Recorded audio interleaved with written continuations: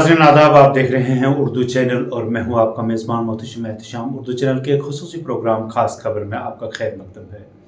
नाज़रीन, पिछले कई रोज़ से गुरुद्वारा महंत साहब नज़दीक ज़िला हस्पताल पुंछ में गुरु रामदास जी के यूम पैदाइश के सिलसिला में तकरीबात का इनेकाद किया जा रहा था। इस सिलसिला की इख्तितामी तकरीब गुज़िश्ता शब गुरुद्वारा में मुनक्कद हुई, जहाँ पर बैरून रियासत से आए हुए रागी जत्थों और मुकामी रागी जत्थों के अलावा बैरूनी और मुकामी प्रचारकों ने गुरु राम जी की ज़िंदगी के मुख्तलिफ गोशों पर रोशनी डाली।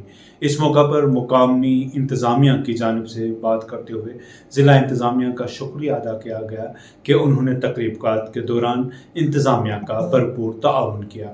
इस दौरान मज़ीद क्या था खास, दिखाते हैं आपको एक रिपोर्ट।